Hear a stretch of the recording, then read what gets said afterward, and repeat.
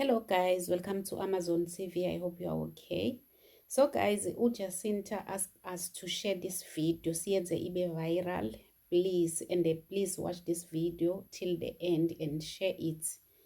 The message is very important. And I know a day will come where we will regret ukuba stubborn. Singafuni ukulalela abo Jacinta, abo Zandile, abo Victoria, and all other patriotic South Africans, because what is going on in this country, if singaboni manje siphakame as the citizens of this country, guys, I'm telling you, sizokhumbula these days siyofisa ukuthi ngabe siya rewind. Let's listen to her.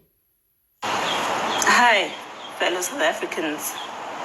So this message I'm going to record in English and then I'm going to record in Zulu, or vice versa, but the whole point is for me to please spread this video.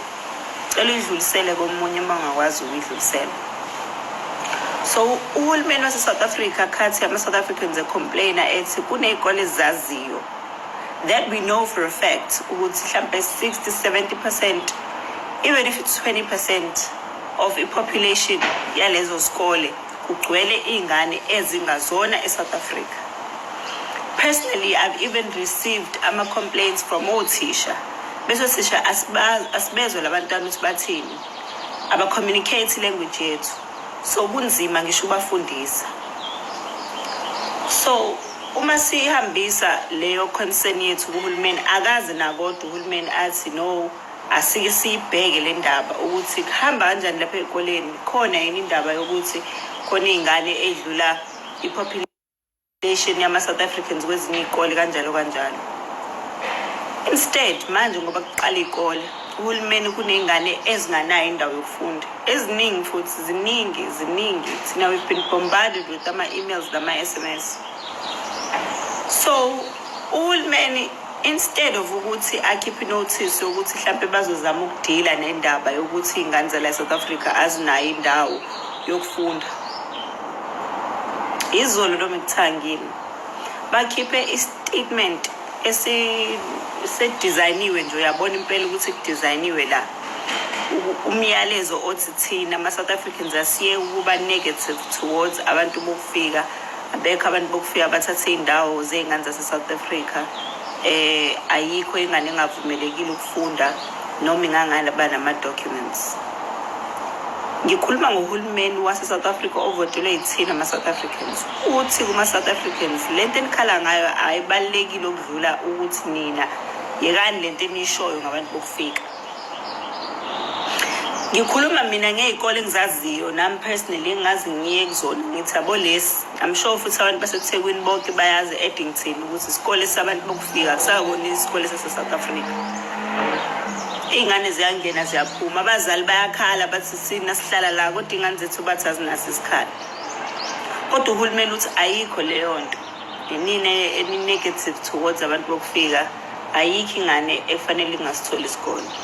So uthi uhulumeni ungavuka ekuseni eKenya, uthathe ibhanoyi ungene la eSouth Africa, ngoba phela bayangena whether benama-documents or not. Umuntu athi ngizohlala u-30 days or ngizohlala u-20 days, nayi i-passport yami.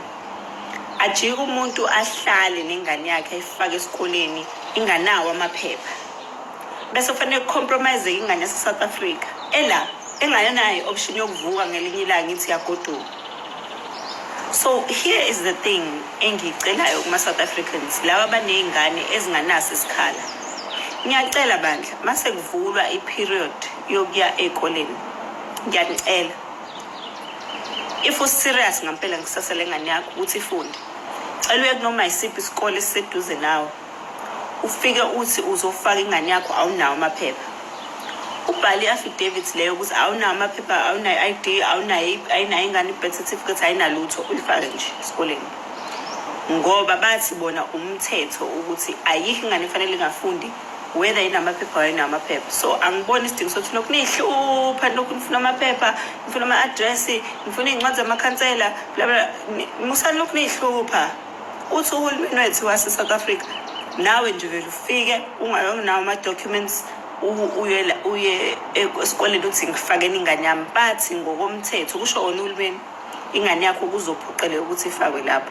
So ngicela senze njalo from now on. Ngiyeke kulokhu nihlupha ngalento yamaphepha nama-documents nixakanisa. No, if ukhona abantu abakwazi ukuvuka ekuseni from whichever country abakuyona bezofaka iy'ngane zabo ey'koleni at the expense of South African children, then thina why fanele silokhu sikomplya silokhu senza izinto ey'funayo? No, kusho uhulumeni lokho. Bayayiziba indaba yokuthi la eSouth Africa kunomthetho, Immigration Act, abayizibayo completely. So I'm saying this in English now. I'm saying that the government has said that no child must be refused education. And when we're saying that there's South African children that don't have a space in our schools, they're saying, oh no, there's no such thing.